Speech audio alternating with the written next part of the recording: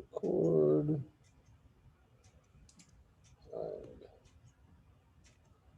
Okay, so let's get trucking.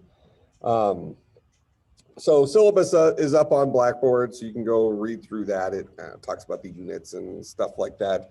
I'll just talk about how you're going to be graded here first.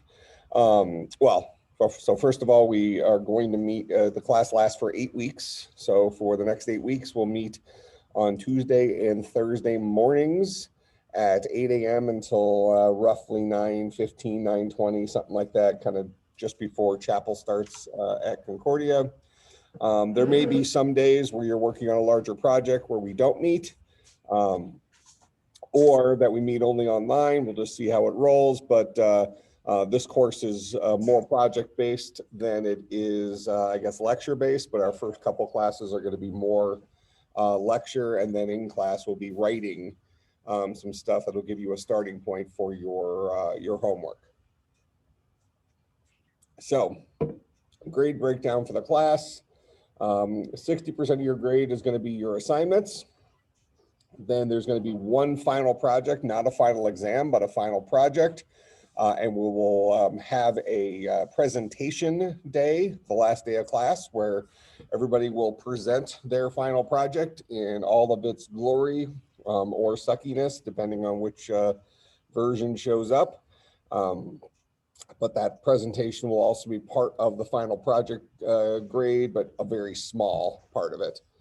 And we'll talk about that as we get closer to it. All the skills we're going to be learning leading up to that final project are the skills that you'll need to put into practice for that final project.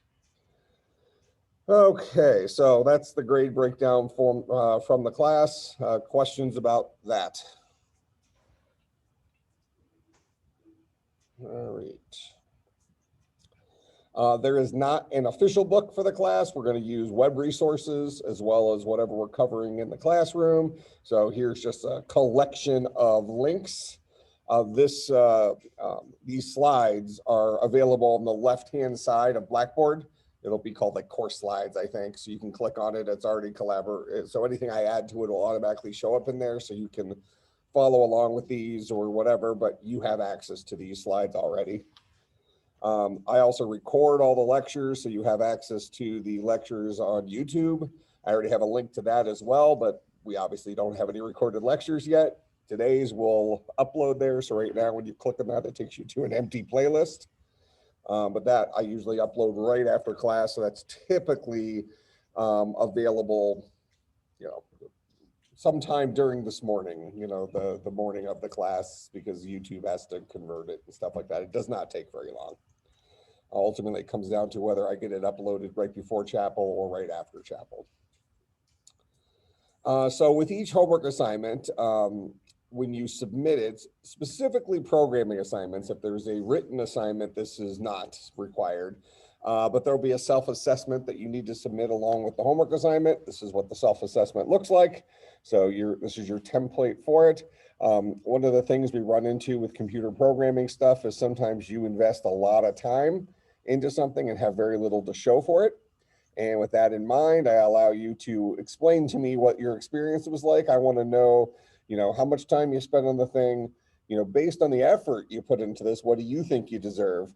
Based on your final solution, what do you think you deserve? So at the very least, if you really had a rough time with an assignment, I expect your effort to earn you an A.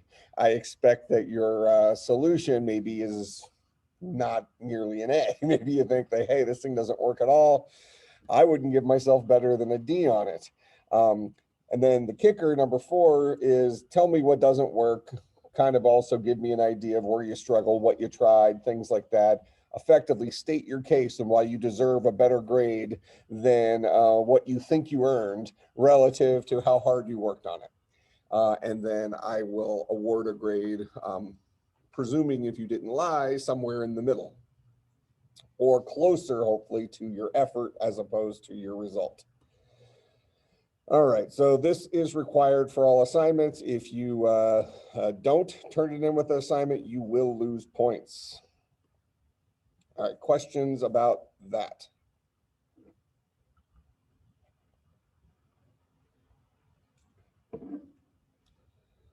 All right.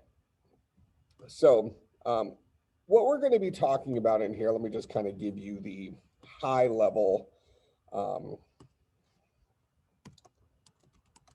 What are we going to do? We're going to be using something called the mean stack. All right. Really what we're doing in here, we're going to say mean stack for, and I'm even going to put this in kind of double quotes, as we're going to say, for web development. And I use that term kind of loosely. Our focus in here is going to be in creating APIs, not making pretty user interfaces. So our web applications that we're going to create are probably not going to look like something you would ever want to have up online professionally, but we want them to work well behind the scenes. And that's what we're going to be focusing on, and just having kind of, mediocre user interfaces that just allow us to communicate with the thing. All right, so we're looking at something called the mean stack for web development. So when we think about any sort of software development, we're typically thinking about this idea of a design pattern. So let me give another slide for this guy.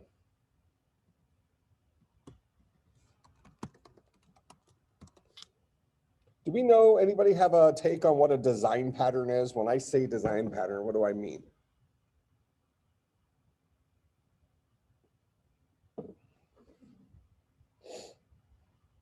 You got nothing? So design pattern. Well, oh, go ahead. Just in my opinion, design pattern is it's not a real thing. It's more like a convention or a common model that programmers use in their daily work. It is common pattern that people, like most of the developers, know how to work with a specific case, and also it's a pattern that proves to be working in that specific environment. Yep. So the way I usually put it is, this is a proposed good solution to a common problem. All right, so that's what a design pattern is. Now, I might also put in here, a design pattern is not an implementation. It is a recommendation for a way of doing things. All right, so for example, let's say that I thought I knew how to make a peanut butter and jelly really well. I had a very specific way of doing it. You put the peanut butter in 5 little clumps on the piece of bread on one side, and then you make 1 dollop of jelly on the other piece of bread right in the middle. And then you put them together and smush them, and that spreads it all in there so you don't rip the bread or anything. Oh, it's the perfect peanut butter and jelly. All right, so I could have that design pattern. That's my proposed good solution to a peanut butter and jelly. Now, one of you can turn around and say, no, that's not the way you make a peanut butter and jelly. The way you make a peanut butter and jelly is you spread the peanut butter on one of the slices of bread, then you spread the jelly on the other slice of bread, and then you put them together, but don't mash them together. That's just going to squish the bread. You don't want to do that. No, ultimately, both of those are going to produce a peanut butter and jelly sandwich. And we can say that that's a common problem, is making a peanut butter and jelly. And we have 2 different approaches to doing it. And I might name my design pattern the Lippmann approach, right? And you might name your design pattern the bad approach, or the wrong peanut butter and jelly approach. Maybe it's hyphenated, I don't know. So in any case, that's what a design pattern is. It's a suggested, sometimes you hear these referred to as best practices. And whenever something that has best practices also has a name associated with it, that's typically something called a design pattern. These guys really came from, in my view, academia. From in academia, we have this idea of publish or perish. We're supposed to create original research and things like that, and get it into various conferences, and that means that we're doing our academic job and moving forward with industry, whatever it is. And usually design patterns have like a funky name. So anybody can propose a good solution to a common problem. It doesn't have to be a good solution. It doesn't have to be the best solution. You're just proposing a solution, right? And then you give it a funky name and now you have a publication. Somebody else comes back and says, no, that's a bad idea. And you say, okay, still have the publication. Checkbox, no problem. All right, so if you go out there, you will find a lot of research on various design patterns, most of which are garbage, okay? But every now and then, some of these design patterns kind of bubble to the surface as adopted things that people tend to apply to software development in our world, even though we just use an example of a design pattern that I'm not sure you'll find any public. I should actually try that. I should try my peanut butter and jelly thing as a Galib. Where's the lights? Is Galib even here? Hold on. Yeah, I'm here. Dude, we're 17 minutes into class and the lights are already going out. All right, do your job, dude. I really should try to write a paper about my peanut butter and jelly thing and see if it gets accepted.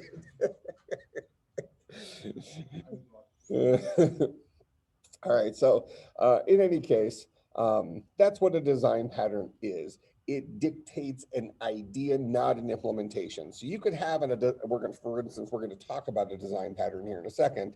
And if you will find that lots and lots and lots of different software development ecosystems all have their own little twist on the implementation of this next design pattern. Now, most of them look very similar because they're all solving the same kind of problem, but their approach to it could be a little different. All right. So the design pattern we're going to initially look at here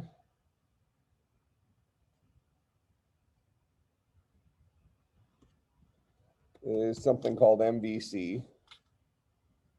Anybody know what MVC stands for?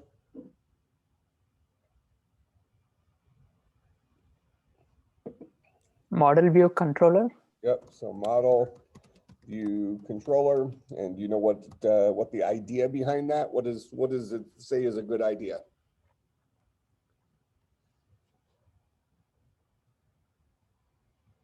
So as a design pattern, what is model view controller? That's what it's called.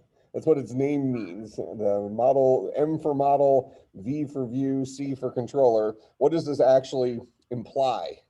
What's it saying? It's a good idea to do what? The whole structure of an application. Say that one more time. The whole structure of an application, Okay. like the user interface, structure. the backend.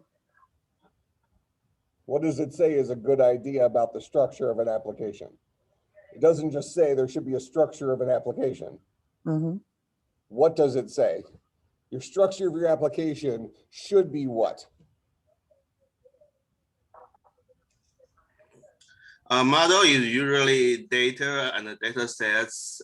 Technically, we call it business models in behind. And the user is related to data and database. And view is the interface, what the user see on front end. Or like, anyway, the data interface. Controller is actually the thing in between. Okay, so what does model view controller ultimately say? So that's what the different pieces are. So we have what it stands for. The model refers to data, the view refers to the user interface, the controller refers to the actual code or logic behind the thing. But what does MVC say? MVC says it is a good idea to do what?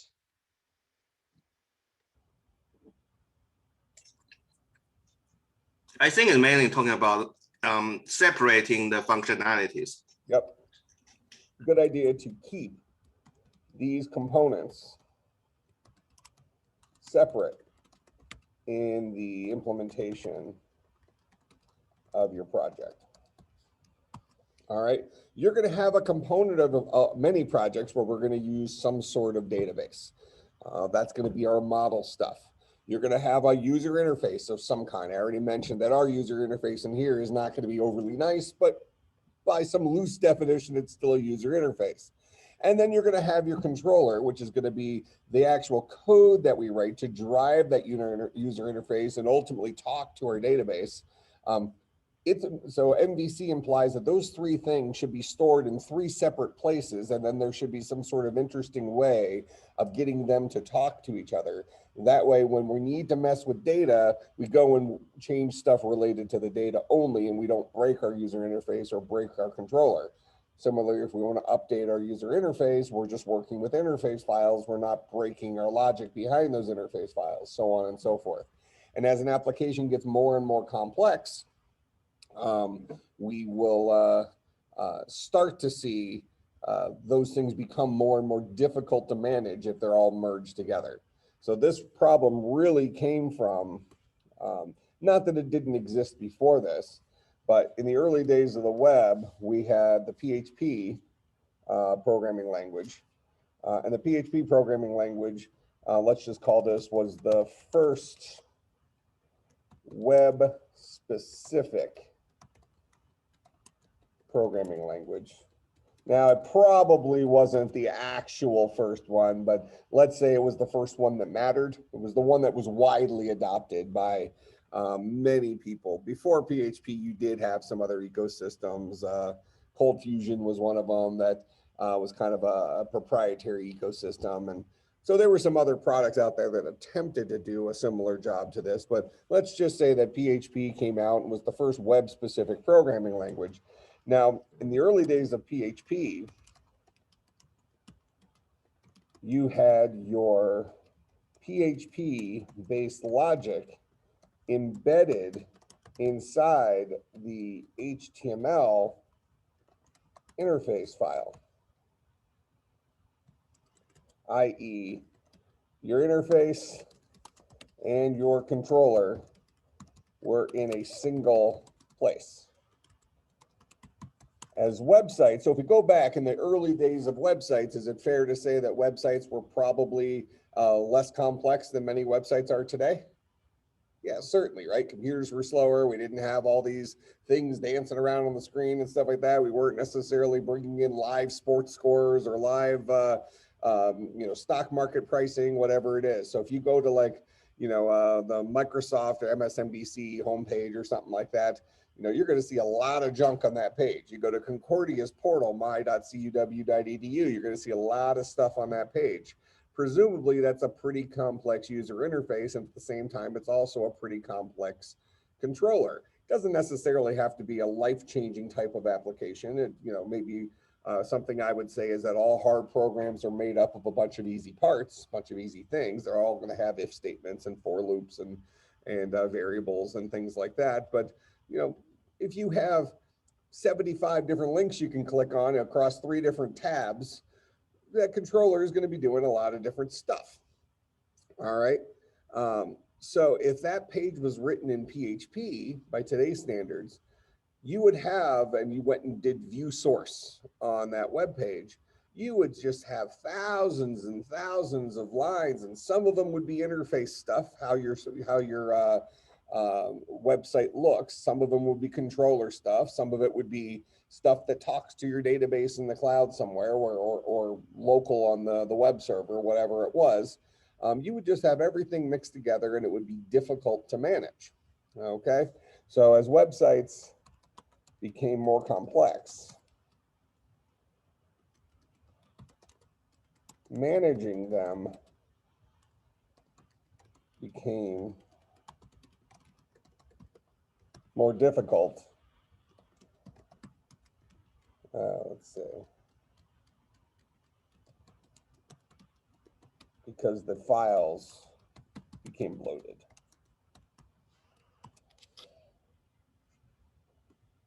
All right. And this idea of MVC was an approach to fix that. So with PHP specifically, what they did is they had some third-party places that offered the idea of templates. You had a template engine where you could design your user interface as just a single template. Then you would have your PHP files that only had PHP in them. your data was living in a separate place. So some of your PHP stuff was talking to the database, some of it was talking to the user interface, and sometimes they would talk to each other, whatever it is, but you would then start keeping those things in separate files, a lot of times in separate directories within your project directory. So that gets back to what Ishtiaq said about the project structure. So you became more organized. We started caring about the organization of our projects as the things we were trying to do through a web page. And if you roll back before the web and you started thinking about some of the early computer programs like C, that were written in C, the things we used computers to do in the early days was far less complex than the things we ask computers to do today. So we imagine that that same model kind of flowed through, right? In the early days, you can kind of jumble everything together in just one big file. And then all of a sudden, as that file got bigger and bigger and bigger and more complex, our demands of our programming languages started stretching. And that's kind of where object-oriented programming came from, where we can start modularizing our code. And to look at a product like Visual Studio now, where you can create your user interface by dragging buttons onto the screen and stuff like that. You want a button to do something. What do? You double click the button. It opens up the code file, creates a little function there that says, hey, when this button's clicked, what should happen? You write the logic for that. Those live in two separate places. So we've been moving down this path, whether we're dealing with web or whether we're dealing with business applications or video games, whatever it is, where we want these things to live in different places. That's the concept of MVC. All right.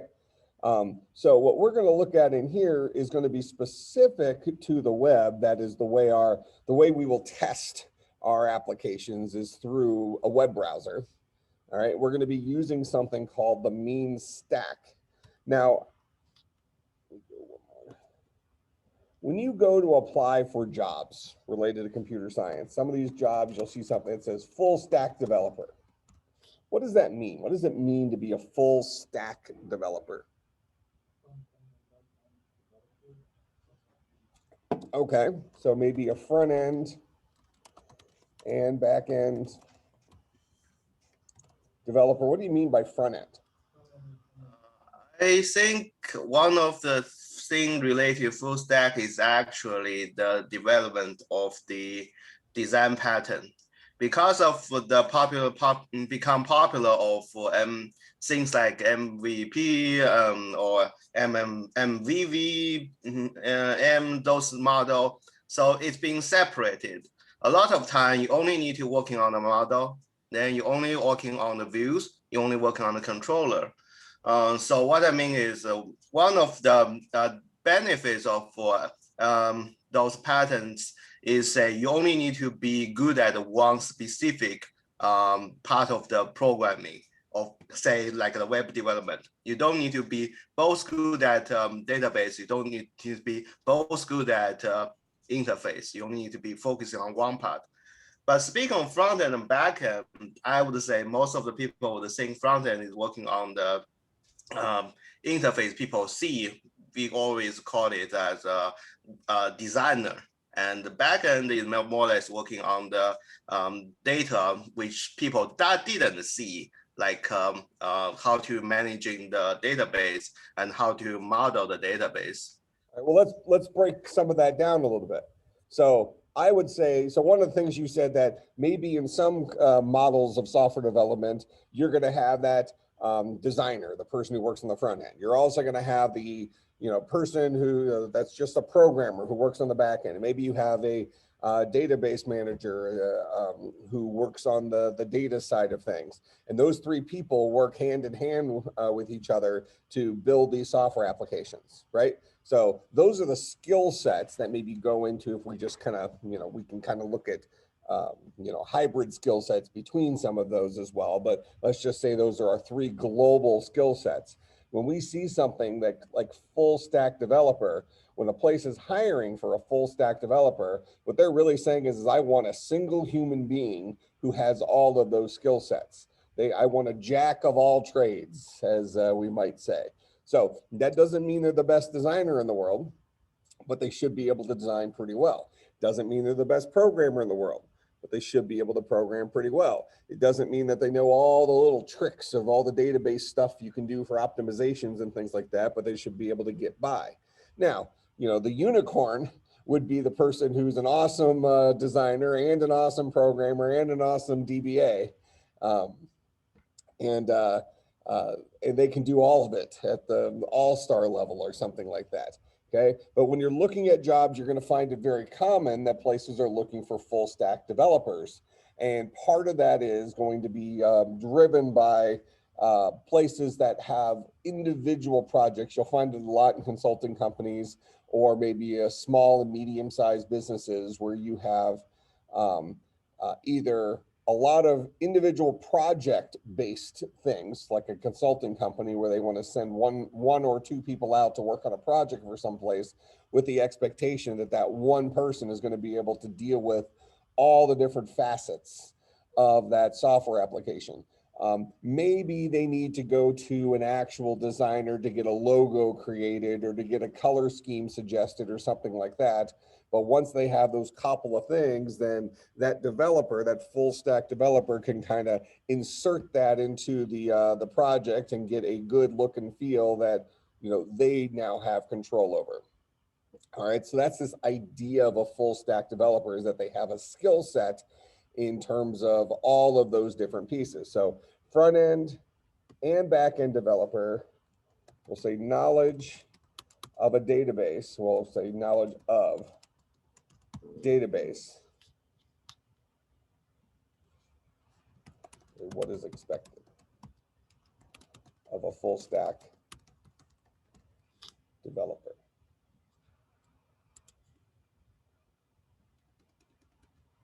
So front end, Galib, the lights. So front end, I mean, as far all I care, you could leave them off. It's not bothering me. It's up to you. So front end, this is the user interface design. Back end, say this is a front end developer.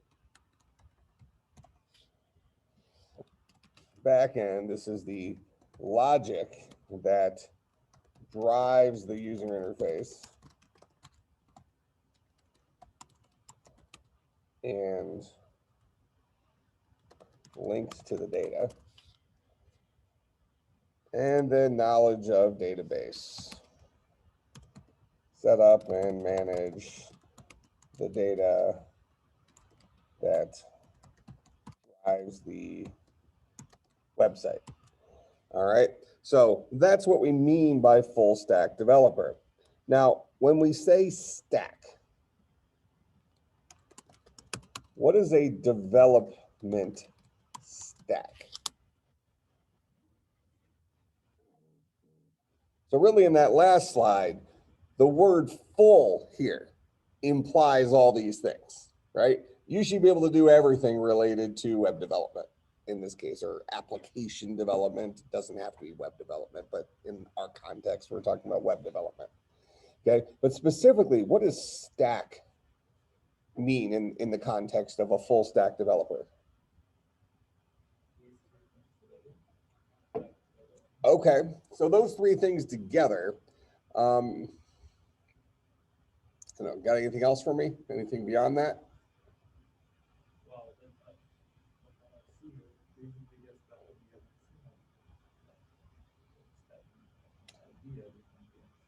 Okay, so let's say that a place is hiring a full stack developer. Might they specify the type of stack that they expect this developer to be familiar with? Okay, so when I say the type of stack, what am I, because we already kind of talked about what full stack implies, that they know how to do front end, they know how to do back end, they know how to do database.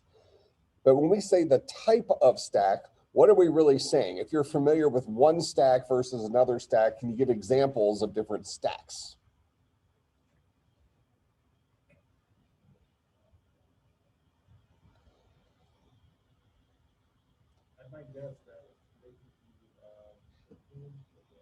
Yeah.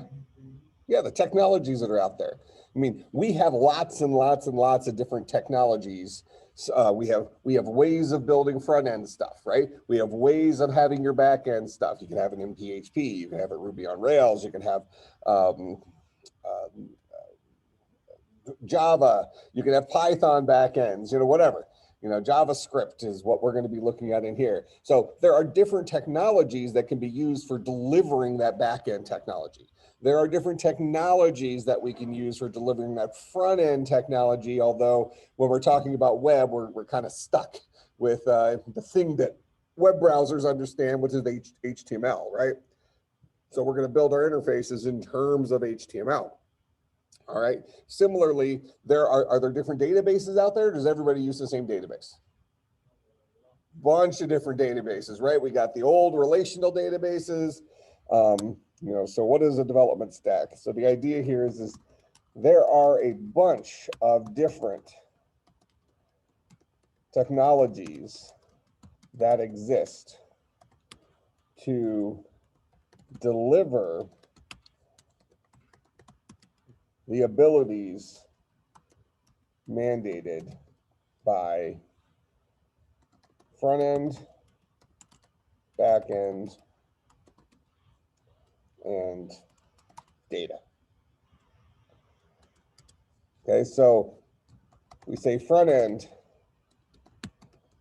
technology, and let's just keep it generic. So if we're thinking about, hey, we're delivering our application for the web, then we're obviously going to be doing stuff in HTML.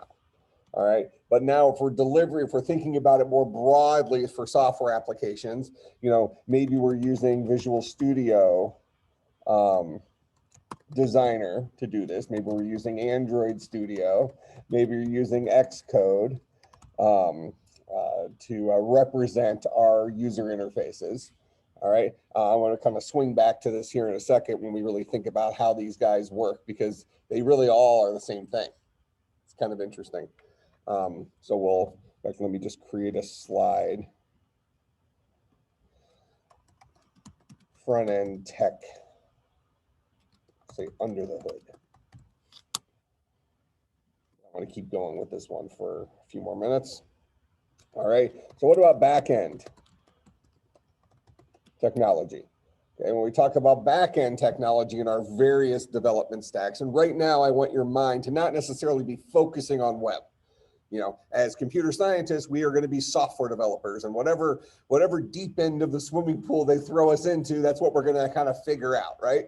This goes back for those of you who had the language theory class with me. I don't know that anybody in here has had the advanced algorithms class yet, but regardless, you know, the skill set that we have as computer scientists is programming. Okay, we're computer programmers. The language doesn't matter. All right, so, you know, I don't know, let me see if I can come up with, you know, a good analogy. If you're a race car driver, chances are you can drive all sorts of different vehicles at a pretty competent level, right?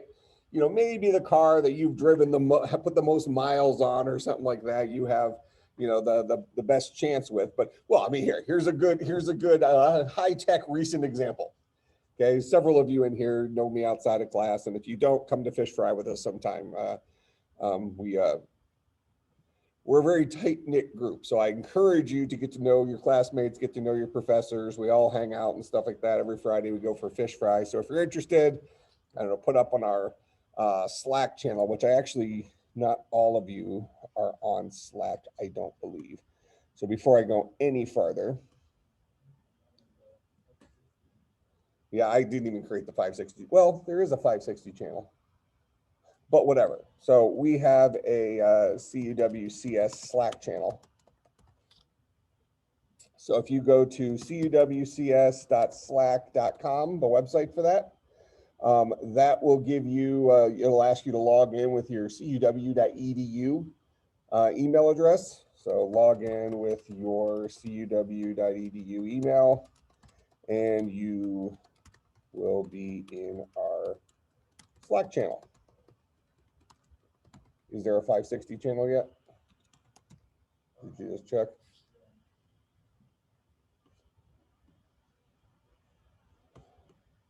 That's my starred channels. Yeah, there is. 560s in there.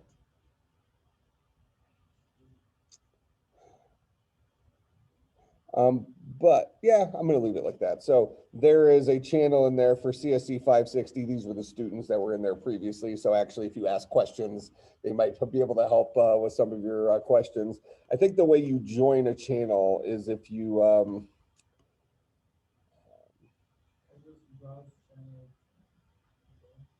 yeah, so if you go under more here and you go to channel browser, you'll find the 560 and then just join it. See, Waleed, he just joined it. That's not how you spell your name. This is the correct way to spell your name? Why is your email different than this? They messed it up? I like the other spelling better. I don't like this spelling. Well, no. Actually, this spelling, I guess my assumption was you spelled it this way because this is probably phonetically what your name sounds like. Like the correct pronunciation for your name is Waleed, right?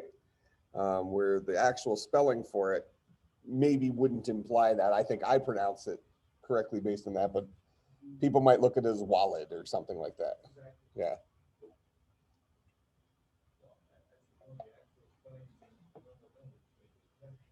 Oh, so yeah, so it would be in Arabic, right? Which is just a bunch of squiggles and things like that. Squiggles and dots. It's very artsy, that language. Like it feels like you need to have some like artistic skill in order to write in that language. Okay? Yeah, where English is just like made up. We've stolen those letters for years, right? We think we like the shape of it. We think we're capable of writing it. We just take it. All right. So anyways, come on the CUW Slack channel. And if you're interested in fish fry, just throw stuff in the channel. I'll make sure you get on the invite. We usually go to Chancery and Mequon on Fridays. But get to know your classmates, get to know your professors. We're kind of a family environment. And I know several of you are not necessarily from this neck of the woods, and it can be sometimes daunting to get integrated into a new culture and stuff like that. So take advantage of you know, your classmates and stuff like that to try to get integrated into that stuff. We also go on bike rides and all sorts of other stuff. But this is our Slack channel, so I will put posts up here sometimes, and it's also a good place to ask questions, especially for this class, because some of the things that you're going to be working with, I might give you, I'm going to try to do as many things in class as possible so you see. I'll download the latest, greatest version of whatever, so probably the same version of the tools that you're going to be using. And we might see that some of the examples in the slide set no longer work. We'll have some bugs and stuff because they've updated some library or something like that. And so hopefully we'll be able to get through most of those things in class and see the bug and I'll fix it. But if not, you run into something, put it up on Slack, I'll reply to it, or one of the other people who maybe has already gone and attacked it will reply to it. It ends up being kind of like a work environment where sometimes you ask one of your coworkers like, hey, I'm having this problem. How do I get past this? Because at the end of the day, what are we all trying to accomplish here? We're trying to learn something we maybe didn't learn before, or gain some skills. If you've already done some of this stuff in the past, hopefully you come out of the class with a couple of new things that you weren't really familiar with before. But all we care about is you ultimately learn something that applies to your industry one way or another, whether it's something you ever really want to do again or not. So it's a kind of a team effort thing, I think. Let's go back here. All right, so when we talk about back-end technology, so we're writing the logic for our applications. This is where I was saying before, the programming language doesn't matter. Programming is programming. That's the skill set. So if we were writing a modern day Windows application, we might be using C# as our back-end technology. If we were writing an Android application or a cross-platform business application, we might be using Java. That would be our back-end technology. Excuse me. Need a little bit more of this Coke Zero to. There we go. At least for now. If you're writing some like video game stuff, Maybe you're doing something with C++ that's actually starting to transition more to like a C# type thing anyways, but yeah, we'll throw C++ in there as an example. You're doing systems programming type stuff where you're writing tools for like Linux servers. You might be using C. We can kind of just keep going down the, so we have C, we have C++, we have Java, we have C#. If you're doing iOS development or anything over on the Mac today, you would be using Swift. That's their modern day language. That actually wasn't an upgrade to Apple's languages. Instead, Swift was really their answer to Java, because Java's what you write Android applications in. You write a bunch of other stuff in Java as well, but if you're an Android developer, you're going to use Java. Mostly. There's a newer language called Kotlin that is getting some traction now, but I personally don't think it's going to supersede Java anytime soon. But Swift was Apple's approach or competition with Java. Not because, so prior to this, Objective-C was what you wrote Mac and iPhone applications in. And we might say, if you've ever worked with Objective-C, that it's a little bit of a, there's a little bit more of a learning curve with Objective-C just because the syntax looks a little different. Once you get into it, you realize it's all the same crap as all these languages. So that's that truth I said, that programming is the skill set, the language doesn't matter. That still holds true. In fact, I might even argue that Objective-C, in fact, I think I would argue that Objective-C to this day is still my favorite language. I just like the way the language is expressive, and I like how you have your pointers like we've lost in Java and C#, and I just like Objective-C. But most programmers would probably say that Objective-C is a little bit cryptic, so it kind of had two different things with it. You might say that it was a little bit of a barrier to keep people from jumping over to the Apple ecosystem, writing iPhone applications or something like that. Because most of our folks today, I mean, for those of you who had undergrads in computer science, chances are, and reason why I think most of you are kind of college, the correct college age-ish. So realistically, most of you who had educations in computer science, you probably had a lot of Java, or you had some C#. You had these modern languages, which aren't necessarily the best starting point to jump into Objective-C, which kind of gets you into some scary stuff until you kind of learn your way around it. Well, so really when Apple came out with Swift, they were not making a quote better language. The people who were Objective-C developers doing Apple stuff, they were happy with Objective-C. In fact, they kind of viewed themselves as superheroes because they knew this language a lot of other people didn't necessarily know, and we could say maybe didn't have a desire to know, because you're not making any money writing software for the Mac. You can start making some money making software for the iPhone. All right, that's your lucrative ecosystem today. If you're writing mobile applications, would be over on the iPhone side. But certainly if you're writing business applications or desktop applications, you got a much bigger audience on Windows than you have over on the Mac side. The Mac side's a growing audience, but we're not talking, numbers that really are overly meaningful. All right. So really they came out with Swift to try to get some of these Java developers to come over to the dark side and write iPhone or Mac applications. But in any case, so, that's just another one of our back-end technologies. We start moving over to the web world. We have like PHP, we have Ruby, we have Python, we have Perl. Okay, Perl's a little bit older. It was a scripting language from the older Unix times. Perl was maybe our first, it was the language we were likely writing our backend for our very early web applications. Prior to those, we probably would have been writing our backend using like C for our web applications, using a technology called CGI, Common Gateway Interface, that allowed you to use a C program as your backend to a website.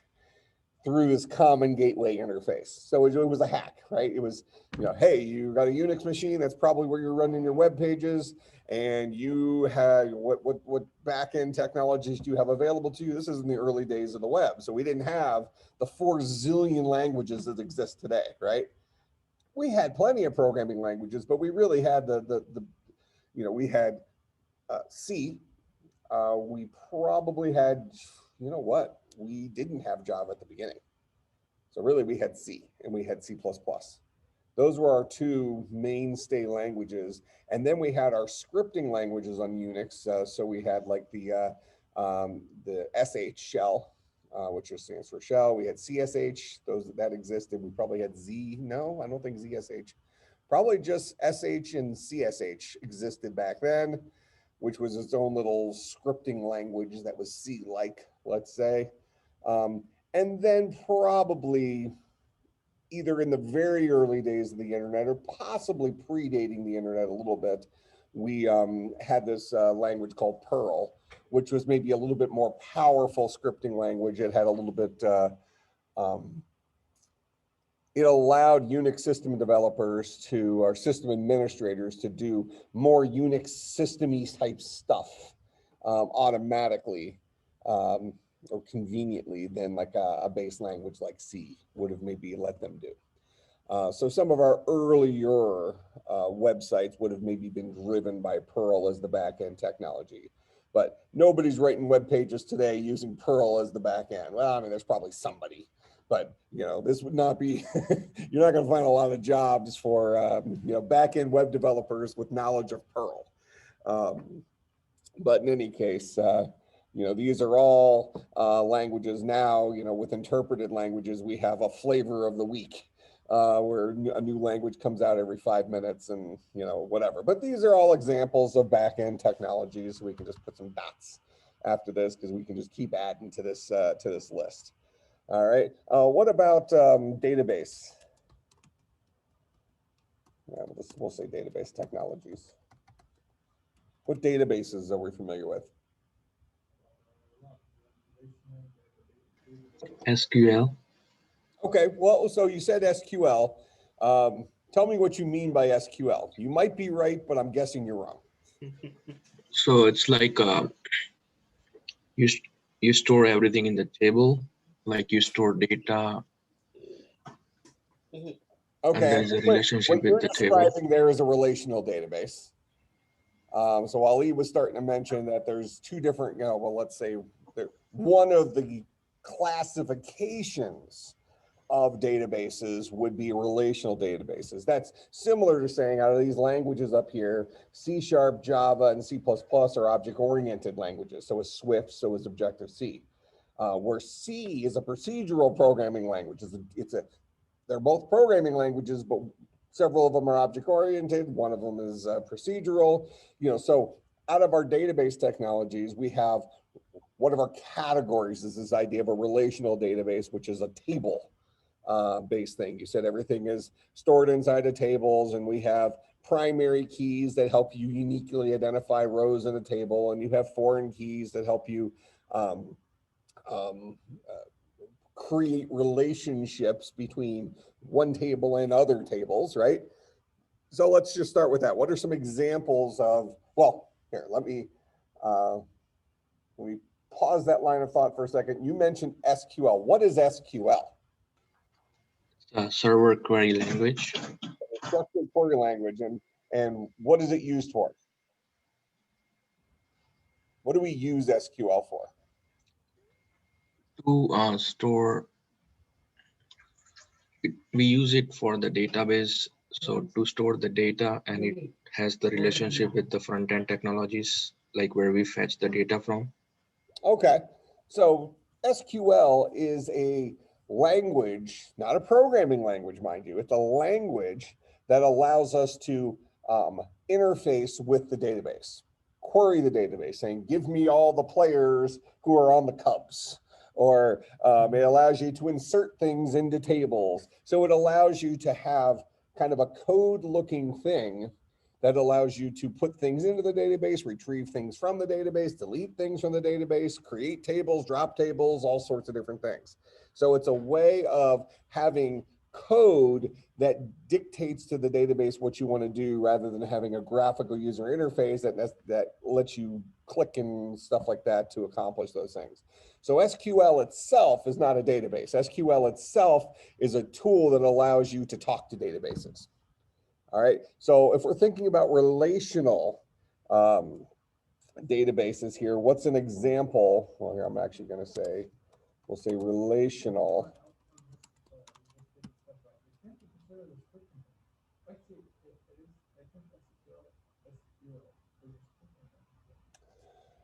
He said SQL is a scripting language. Well, let's find out. We can apply the litmus test. So something, drop the word scripting. So, I mean, really you're saying it's a programming language. Well, but okay, then what dictates, what's the difference between a scripting language and a programming language? That a scripting language is interpreted? So some programming languages are interpreted. Do you have a further differentiation for? Okay, so let's say that we're going to test whether it's a programming language of some type. All right, so programming languages all have a mechanism for memory, creating variables. Does SQL allow you to create variables?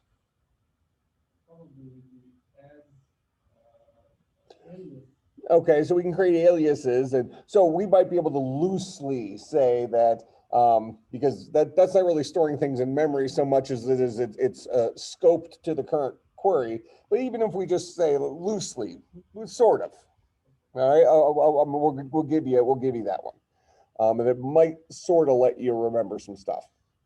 I would call them more like macros from some older languages where it's like a placeholder word, but doesn't matter. We'll say we hit that checkbox at least loosely. All programming languages allow us to ask questions like through if statements, things like that. Does SQL allow us to do that?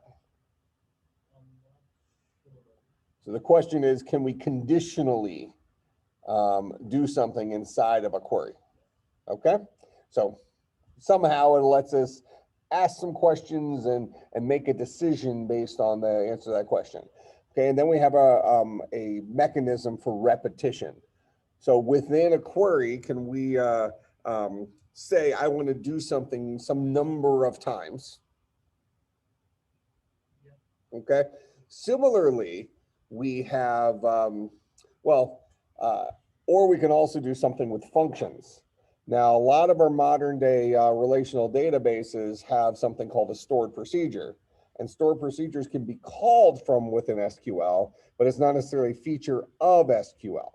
All right, so based on what you're saying there, at the very least, we could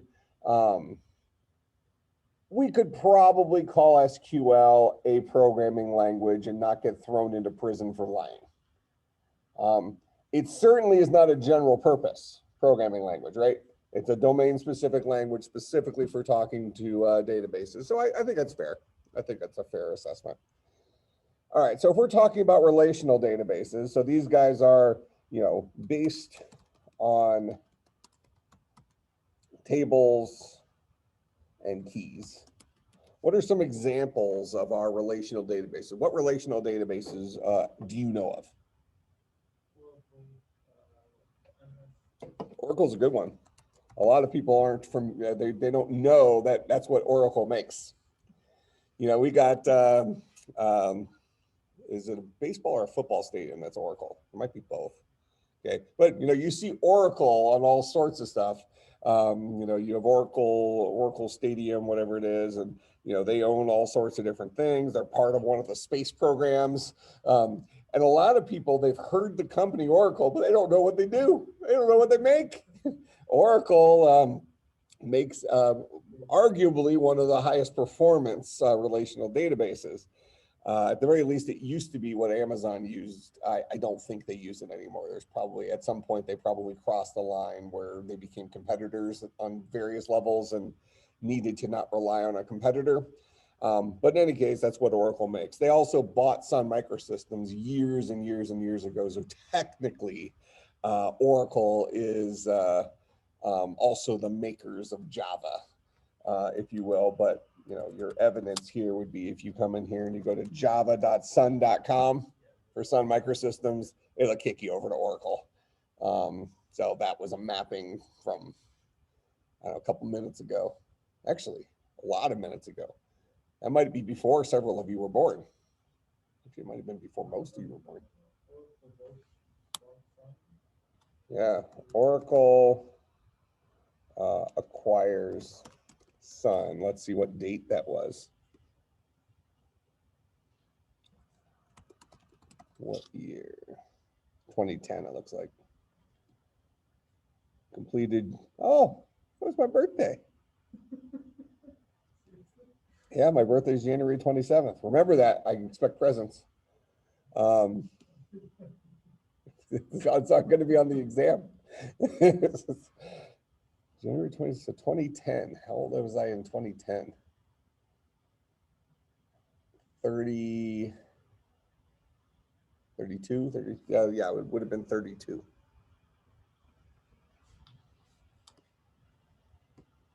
You would have been little.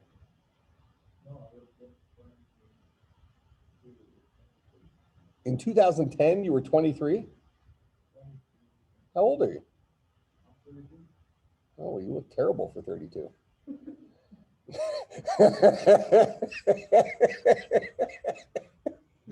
Yeah. I'll record it too, so now you have your evidence. All right. So relational databases, we have Oracle. What else do we got?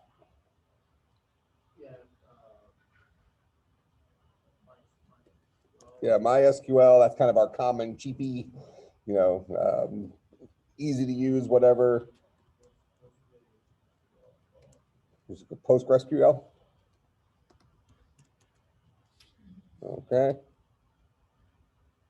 What one does IBM make?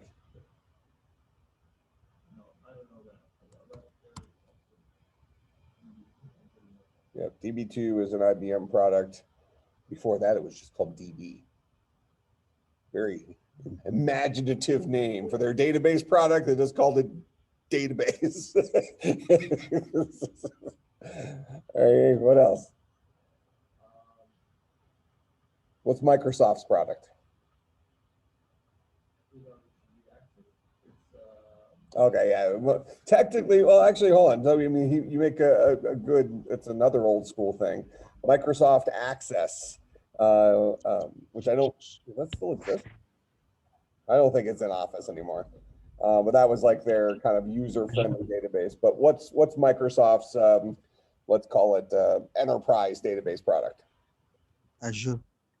No, Azure is their cloud services thing, and part of those services would be data storage. But Azure in and of itself isn't just a database. And I believe Azure is also not, their data storage aspect is also not a relational database. I think their data storage aspect is a NoSQL database. Is it SharePoint then? SharePoint would be a Microsoft tool that would leverage a database for sharing different things behind the scenes, but it's really an application for collaboration across documents and things like that.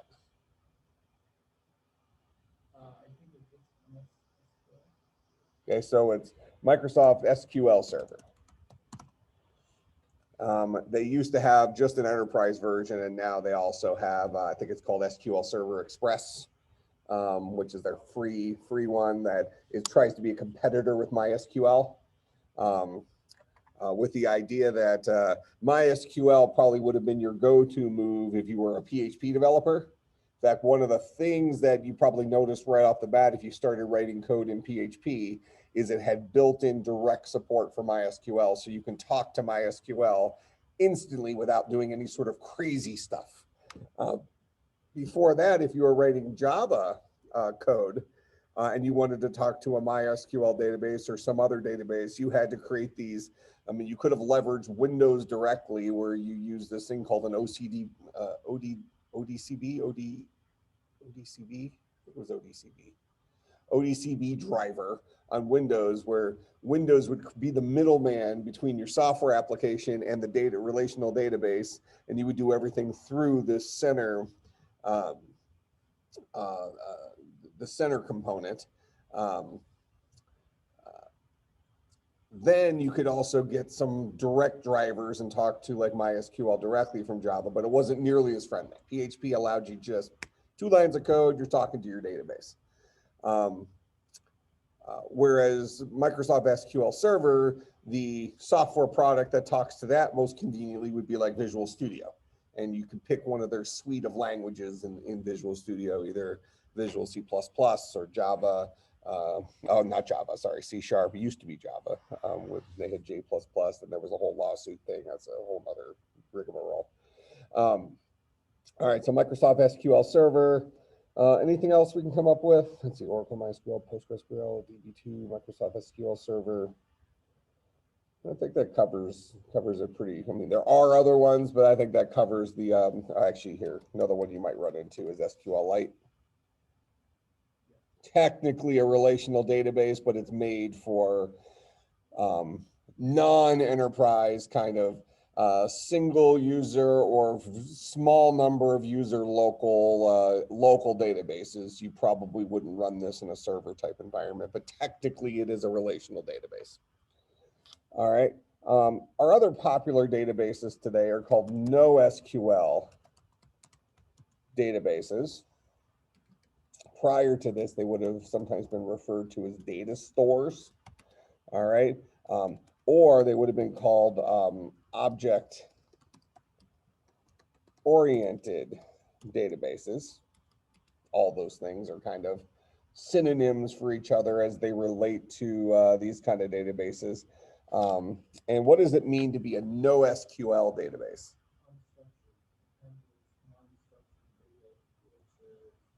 Okay. So Waleed's saying incorrectly. He said it handles non-structured data. Okay, well, okay, so let's go down that path. So what is the kind of data that goes into a NoSQL database? So What does it it look has like? the, Go ahead. Online, what did you say? it uses the documentations. Okay, what does the documentation look like? Ah, JSON. Is JSON a what did you say that NoSQL was? Unstructured. Is JSON structured?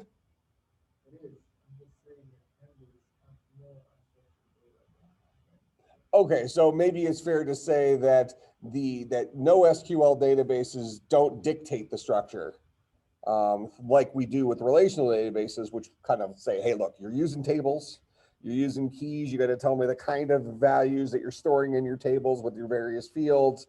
I'm telling you the way you got to do it. Where with a NoSQL database, you can kind of put whatever you want in there. Realistically speaking, the idea of, hey, we do want to be able to query a database. I mean, that's what kind of a go-to feature. I don't care. I mean, the idea here is like, we don't really care how we're storing it, right? But we do need to be able to ask questions of our database and get our answers. So somewhere in there, structure has to be around, right? And so, but you mentioned that we can store different kinds of documents into a NoSQL database, and that could be images, which we actually can pull off inside of relational databases as well through something called the blob data type. But regardless, it's we might say that at the very least it has a looser relationship with defined structure, and but very commonly we use JSON as the thing that we're, both on name value pairs, or if you've worked with Python before, it's like a dictionary in Python. JSON actually stands for JavaScript Object Notation. It's how the JavaScript programming language, which we're going to be looking at primarily in here, it's how they represent, it's how they pull off object orientedness, how they write their objects in JavaScript. Okay, so NoSQL databases, do we have any examples of those?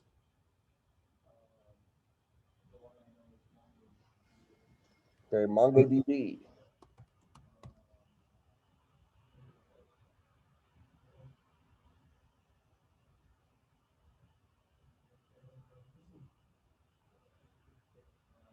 Yeah, and that's the one we're going to use in here. So that's good.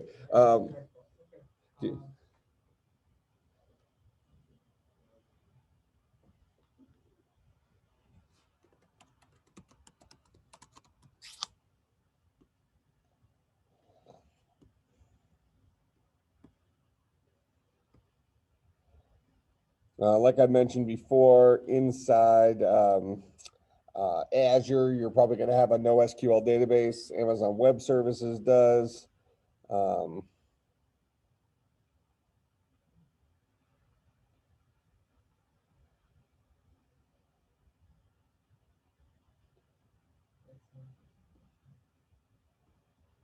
Let's see, list of top NoSQL databases. It looks like DynamoDB is what Amazon's product is called. Let's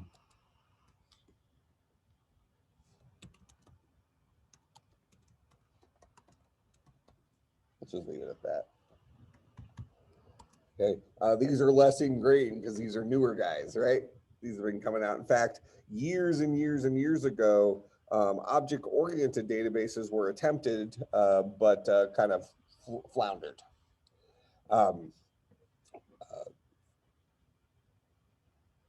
Why do we have these different kinds of databases?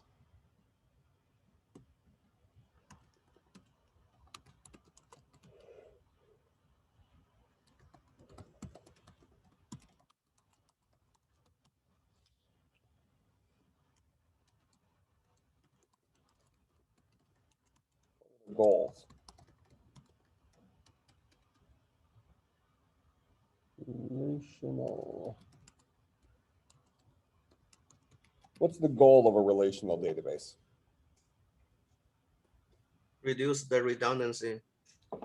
Yep, so reduce the duplication of data. Why do we care about reducing the duplication of data? Save data storage, save space. Yeah, minimize the space taken up by our data because memory used to be limited and very expensive. All right, what about for NoSQL databases? What's their goal there? Speed. Speed. And some case conveniency of using the data. Okay. Because they can storage the like a multimedia type easier. Okay, fair enough. How do we accomplish increasing the speed of data access with a NoSQL database? So up here, I can say, this is accomplished for our relational databases by using tables and keys / foreign keys to link related data to each other across tables rather than duplicating the same data in multiple tables. How does NoSQL databases increase the speed of data access? Most of the time consumed by the relational database is because of the operation on joining the tables or like linking the tables related to their foreign keys. Mm-hmm. So manipulate merging table is a very expensive task. Speaking of the time and the memory. Okay. So how do we get around that? So how does NoSQL databases help us with that? One of the common example is when we are trying to save the address in order to minimize the space, and we're having lots of fields. Then we need to having street 1, street 2, state, city, zip address. So it's in different columns and probably even in different tables. Sometimes we need to minimize the data. then we need the join. But if we are say using non-SQL database, we can save all them as a JSON string. Then we don't need to manipulate. So one thing you're saying is that we avoid the requirement of joins, not that they can't exist, but we reduce the likelihood of joins by just saying, look, if you want to duplicate data, no problem. If you have 5 pieces of information you want to associate with an object, you put all 5 pieces of those information in the JSON object. If you have 8 pieces of information associated with another object and 3 of those also are related to something else, you can put all 8 of them into the other object, and now you don't have to go and retrieve those extra 3 from the other place in there, which will save computation time, correct? At the cost of a larger memory footprint. All right, so one thing they're doing is they're saving computation time. We can say saves computation time by reducing join / Cartesian product math, etc. All right, what else does NoSQL databases lend itself to? It's kind of the second part of how they give you more speed. I cannot remember. Let's have a stab at this. You can say this lends itself to distribution. Well, actually, let's call it, let's call it distribution and duplication of data such that multiple compute sources can service individual requests.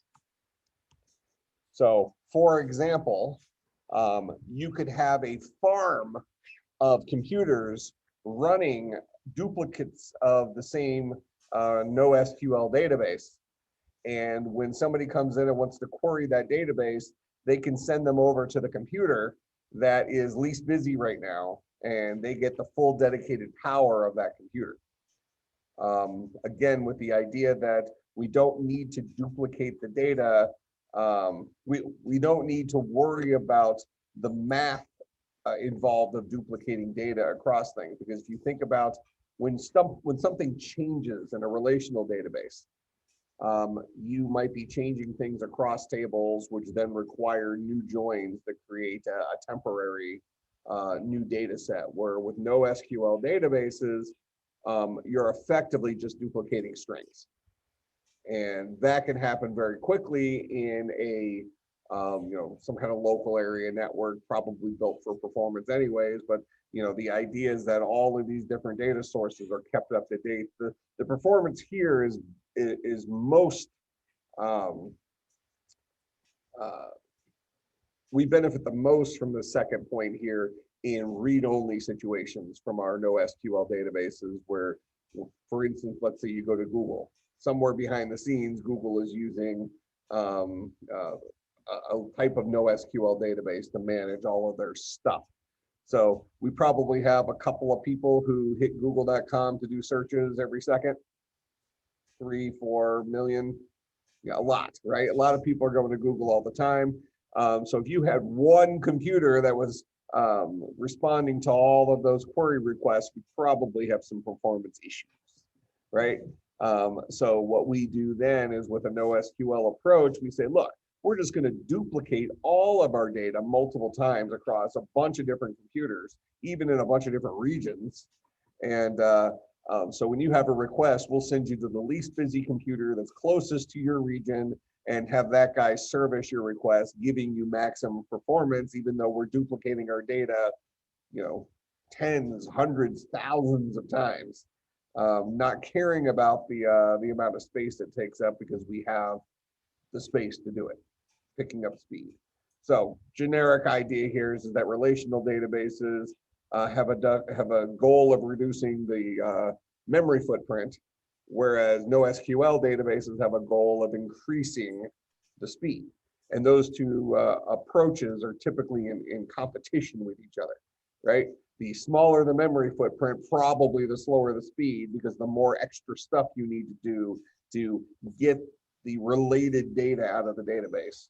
Whereas the larger the memory footprint, the less work you have to do to get the related data out of the database, because more than likely it's not going to require you to generate the data you're looking for through computation. You can just directly access the data you need. All right. So the last slide here. Why do relational databases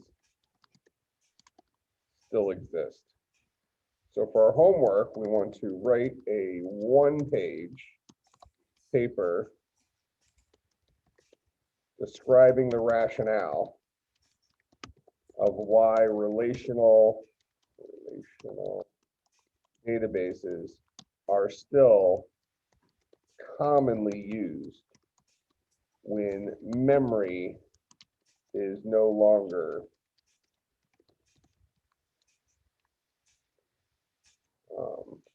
a problem. All right, so so that's due on Wednesday. I'll put up that on the Dropbox. So I mean, it can be double spaced or whatever. Just basically, I want you to research this and come back with a rationale, and I'll give you some points for it. But we're going to start our discussion on. Actually, I said Wednesday, right? We'll start a discussion on Thursday. So this is due on Thursday. And then we'll move into the mean stack stuff, hopefully that day. Questions, comments, concerns, bribes? Okie dokie. I will see everybody on Thursday. Have a good day. Later. So meet you later. What are we doing later? Well, I say 11:30. I have to be back at my house because they're installing the Tesla charger. Okay, no problem. I was just curious. Yeah, usually the answer would be yes. Usually I would do Okay, lunch. no But problem. today Ben's installing, him and his dad are installing the Tesla thing at the house. All right, see All right. you. Later.